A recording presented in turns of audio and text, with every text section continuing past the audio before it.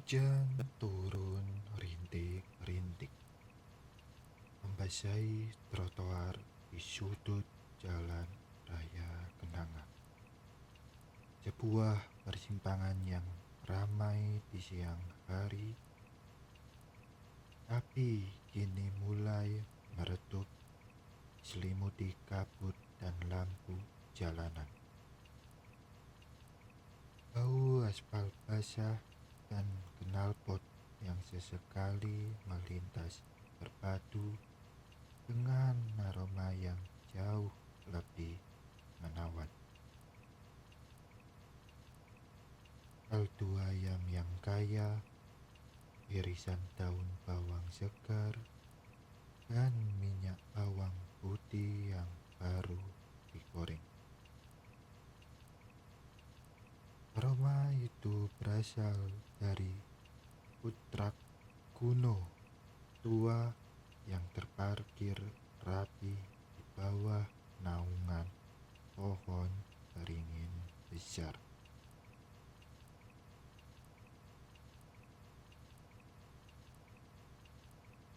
Mobil kuno ini dicat ulang dengan warna biru muda yang pudar, hampir menyerupai langit senja. Bagian belakang mobil yang seharusnya menjadi bak terbuka telah dimodifikasi menjadi dapur mini. Jendela besar di sampingnya terbuka, menampakkan interior yang rapi. Panci-panci aluminium yang mengkilap, tumpukan mangkuk melamin putih dengan list hijau, dan kompor gas portable yang terus menyala stabil. Di atas mobil, sebuah lampu neon kecil berwarna kuning hangat bertuliskan Mihkua Pak Jaya. Tulisan itu memancarkan cahaya yang sangat memanggil. Suara yang dominan bukanlah deru mesin, melainkan bunyi dari air hujan yang jatuh dari daun beringin dan bunyi lembut dari kuah mie yang terus dididihkan. Di balik jendela Datsun itu berdiri kakek Jaya. Usianya mungkin sudah mendekati 75 tahun, tapi geraknya masih cekatan dan lincah.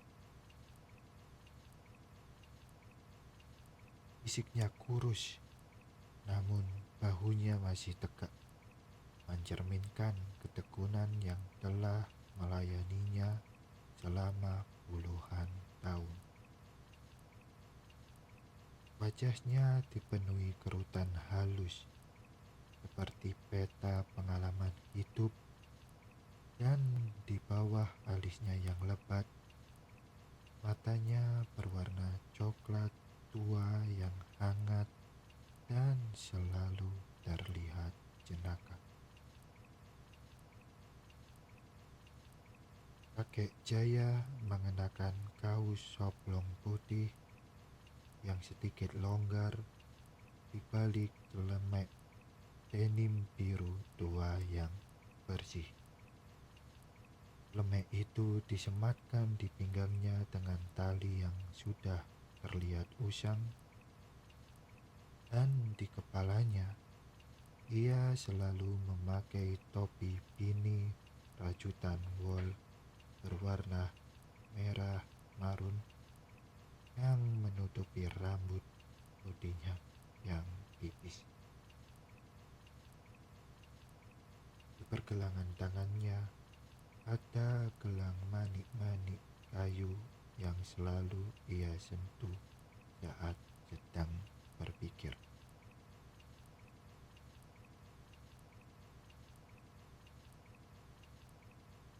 Kakek Jaya baru saja membersihkan konter kayu lipat yang ia pasang di samping mobil.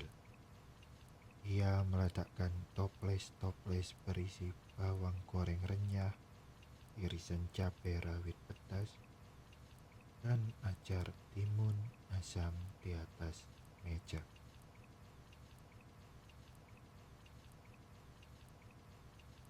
Pukul 7 malam, pembeli pertama sudah terlihat melangkah cepat di tengah rintik hujan. Pembeli pertama adalah seorang wanita muda, mungkin baru lulus kuliah, dengan ransel selempang kanvas yang terlihat berat.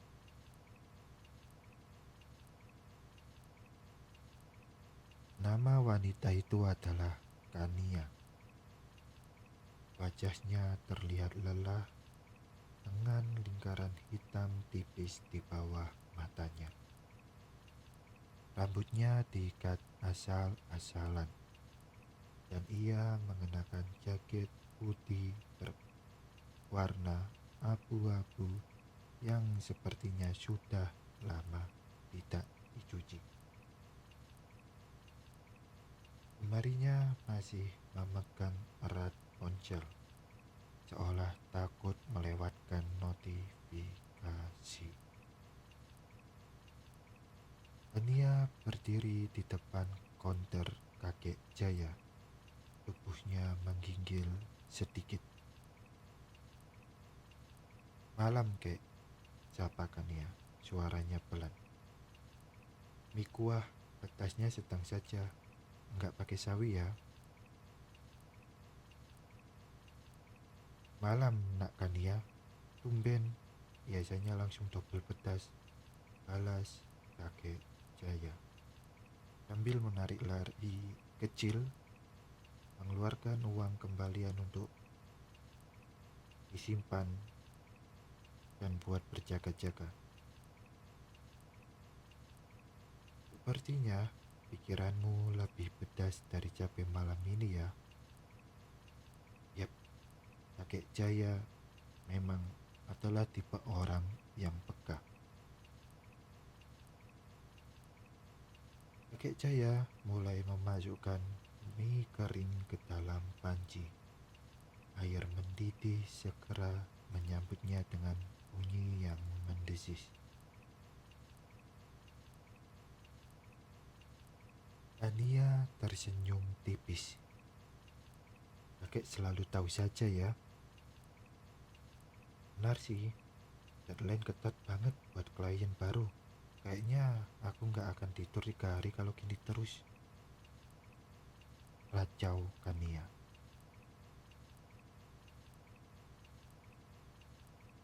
Kania menyandarkan kedua tangannya di atas konter dan sebelah kanannya menopang dagunya sambil mata yang melihat ke arah langit-langit konter. Aku benci banget rasanya. Aku ambil pekerjaan freelance ini biar bebas, biar bisa atur waktu sendiri. Tapi kenapa jadinya malah lebih terikat daripada kerja kantoran? Tiap jam aku cek email, takut melewatkan revisi.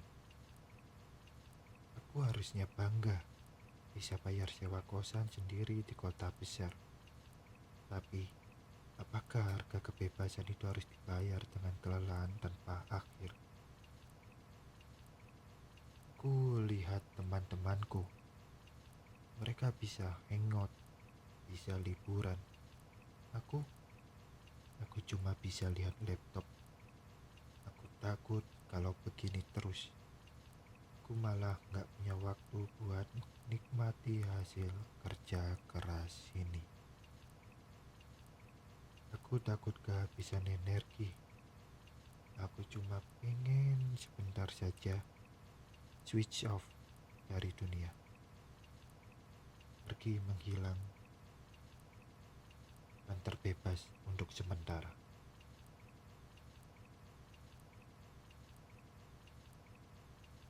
Kakek Jaya menyajikan mie di mangkuk, sembari mendengarkan curhatan Kania.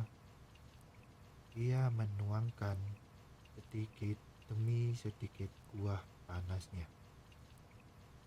Kuah itu mengeluarkan uap tebal yang langsung menyerang dinginnya udara. Ia menaburkan banyak sekali bawang goreng.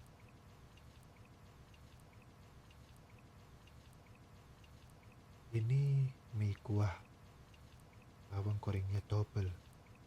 Ia rada yang kriuk meramaikan pikiranmu, kata kakek Jaya, mendorong mangkuk itu ke depan Kania. Nak Kania, kamu tahu bedanya mobil ini sama mobil terbaru? Tanya kakek Jaya sambil menyeka talenan. Kania menyerebut sedikit kuah mie. Matanya terpejam sejenak menikmati kehangatan itu. Apa kek? Tanya Kania. Mobil ini lambat, sering mogok. Tapi setiap kali dia mogok, itu adalah tanda untuk istirahat. Dia memaksa aku berhenti, melihat sekitar. Kamu bukan mesin, nak. Deadline itu penting. Tapi kalau kamu terus lari kencang, kamu nggak akan bisa menikmati pemandangan di sepanjang jalan. Ambil jeda, walau cuma 15 menit. Matikan HP itu sekarang. Habiskan mini ini pelan-pelan. Dan biarkan kuah hangat itu hilang ke otakmu. Hei, sekarang waktunya makan. Bekerja bisa nanti. Kualitas lebih baik daripada kuantitas, nak. Mobil ini sudah mengajarkan itu kepadaku. Nia menatap ponselnya, lalu menghela nafas dan memasukkan ponselnya ke dalam saku. Ia mulai menyantap minyak perlahan. Terima kasih, kek. Kuahnya memang penenang terbaik, bisikkan ia.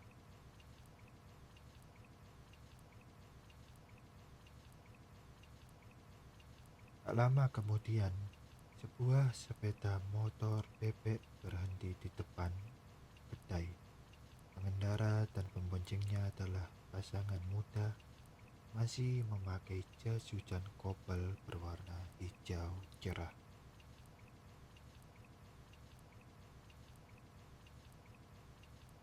Anu adalah pria muda dengan jaket kulit coklat yang basah. Rambutnya agak berantakan. Dina, pasangannya, berwajah ceria dan mengenakan jilbab pasmina berwarna krem yang terlihat sedikit basah di bagian ujungnya. Mereka berdua terlihat sangat gembira. Senyum mereka lebar meskipun udara dingin.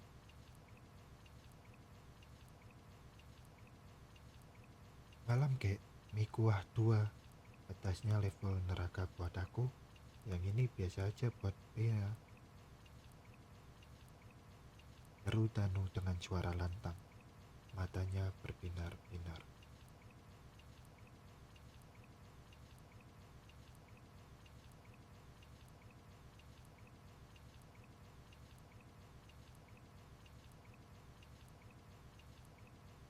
Wah, pasangan ini datang lagi. Pasti ada kabar baik ya. Wajah kalian berseri-seri seperti habis dapat warisan mendadak. Alas kakek Jaya, tertawa kecil. Anu menarik kursi kayu kecil yang disediakan kakek Jaya. Rina memukul pelan bahu Danu. Lebih baik dari warisan, kek. Kami baru saja dapat kunci rumah, kata Danu. Suaranya penuh kemenangan. Iya, kek. Setelah 3 tahun nabung keras, akhirnya dapat yang KPR subsidi. Kecil sih, tapi rumah sendiri, kek. Tambah Rina menyentuh lengan Danu.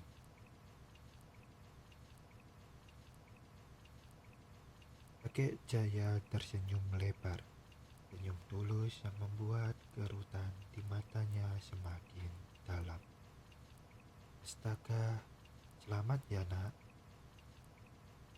Aku bangga padamu. Hari ini kalian akan traktir teh hangat dariku. Wah, mie kalian akan kuberi rasa yang istimewa, rasa syukur.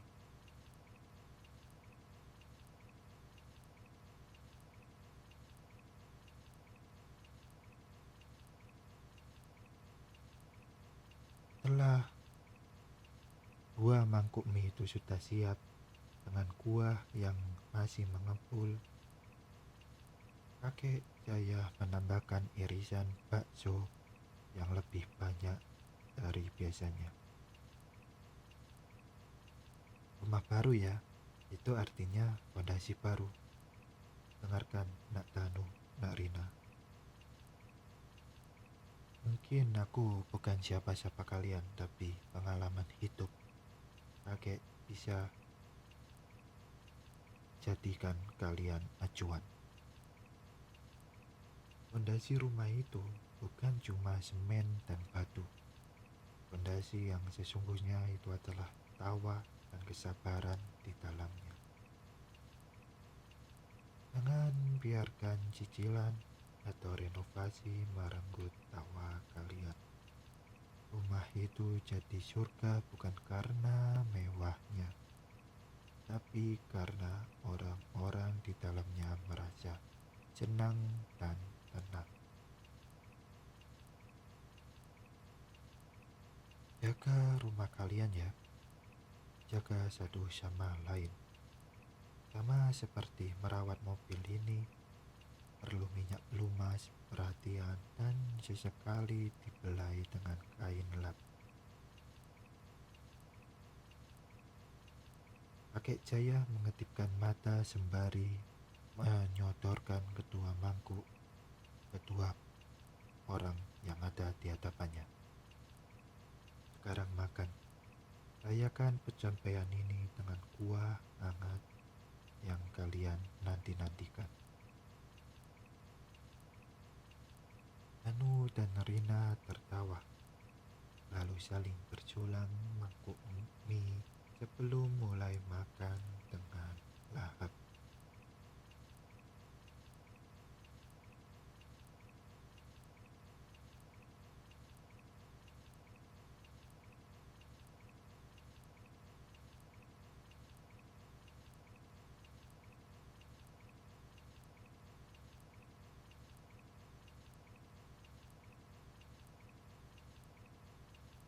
Setelah beberapa pelanggan datang dan hujan yang semakin deras, sebuah mobil sedan hitam mengkilap berhenti agak jauh dari mobil tua kakek.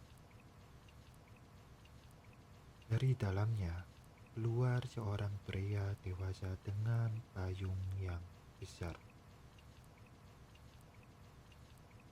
Namanya Hendra. Pakaiannya rapi, meja batik mahal, celana bahan yang licin, dan sepatu kulit mengkilap. Tapi terlihat sedikit lusuh karena basah kuyup. Wajahnya keras dan ditarik, seperti terlalu banyak tersenyum palsu di ruang rapat.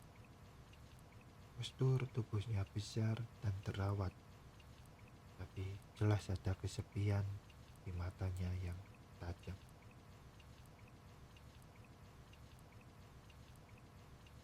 Hendra mendekat dengan langkah berat. Ia menutup payungnya, air menetes ke trotoar. Mie kuah satu, bungkus, kata Hendra. Suaranya dalam dan lelah, tanpa ada nada salam sedikit pun. Oh, Bapak Hendra, tumben di luar jam makan siang, sapa kakek Jaya.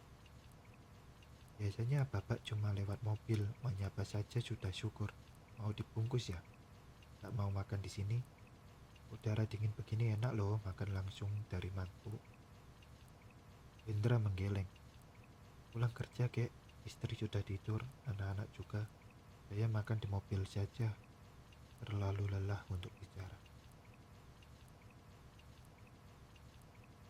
Duduk sebentar, Pak Hendra. Mie ini baru matang, biar kuahnya lebih meresap di lidah daripada meresap di styrofoam, ujuk kakek Jaya. Hendra akhirnya mengalah dan duduk di bangku tunggal yang tersisa. Payungnya ia sandarkan di mobil Tajun. Kakek Jaya segera menyiapkan mie.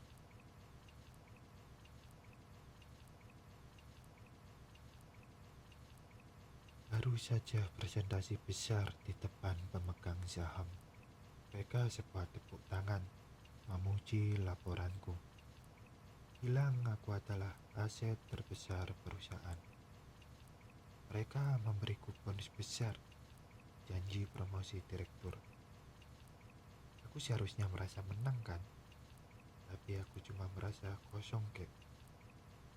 Tadi aku beli mainan mahal untuk anakku. Dan aku cuma menitipkannya ke satpam karena aku nggak mau mengganggu tidur mereka. Istriku hanya berkomunikasi lewat post-it di kulkas. Semua yang kulakukan ini demi siapa? Aku bangun sebelum matahari terbit, pulang setelah semua orang tidur. Aku berhasil membelikan mereka rumah besar, mobil mewah. Tapi aku sudah lama tidak tahu bagaimana rasanya tawa anakku, atau bagaimana rasanya memeluk istriku tanpa memikirkan email kantor. Aku ini sukses, tapi aku gagal dalam hidupku sendiri. Aku ingin kembali ke masa aku masih jadi manajer kecil, sering bawa bekal makan siang dan pulang tepat waktu.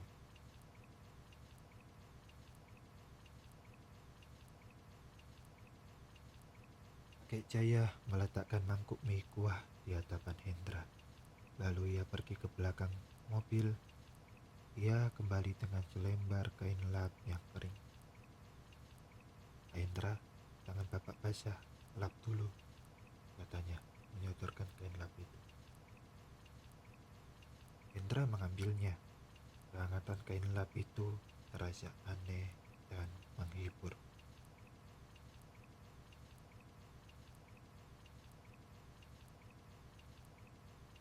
Suksesan, Pak, itu seperti kuah mie ini.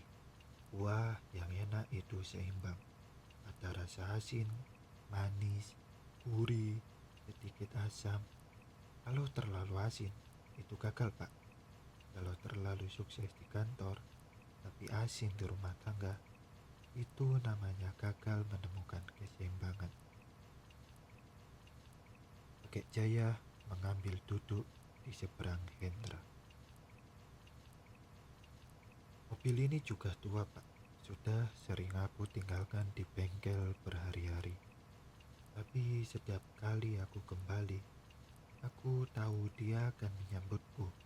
Keluarga Bapak juga begitu pasti. Mereka mungkin sudah tidur, tapi mereka menunggu Bapak kembali ke rumah, bukan ke kantor. Besok, Pak, cobalah pulang jam 6 sore. telepon kantor biar mereka yang urus. Beli mie ini lagi, tapi jangan dibungkus. Duduk di ruang makan, buat mie ini jadi alasan bapak untuk makan malam bersama mereka. Walaupun mereka sudah makan, suruh mereka duduk dan temani bapak. Itu namanya investasikan bonus yang bapak dapat. Bukan cuma di saham, tapi di tawa anak-anak bapak.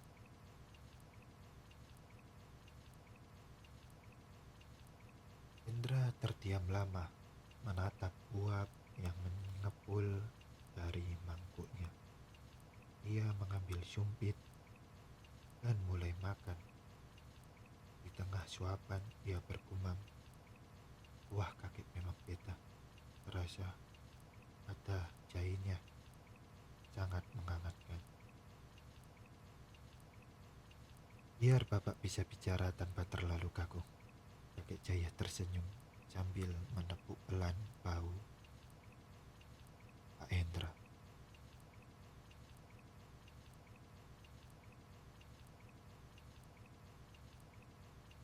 Hujan kini hanya menyisakan tetesan samar.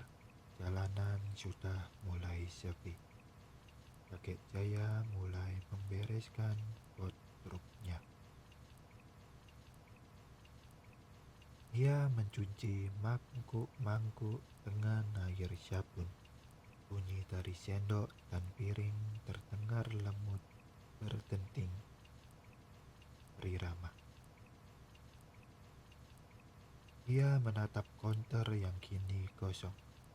Ia melihat sisa-sisa air mata Kania di sudut meja, jejak kebahagiaan Danu dan Rina, dan bekas minyak bawang yang ditinggalkan Hendra.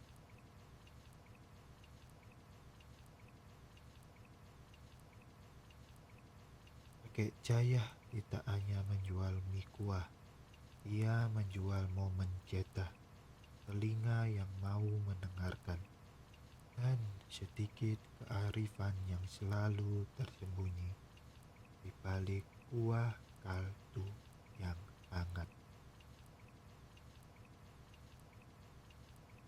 Kakek Jaya mematikan lampu neon, lalu menutup jendela stasiun dengan bunyi logam yang familiar. Dia masuk ke dalam mobil. Mesin tua itu menyala setelah beberapa kali putaran, mengeluarkan bunyi yang khas, sebuah salam perpisahan di tengah malam. Pacu Nini perlahan bergerak menjauh dari bawah pohon beringin, membawa kakek Jaya dan semua kisah malam itu, meninggalkan aroma samar mie kuah, dan siap kembali esok hari dengan kehangatan yang sama.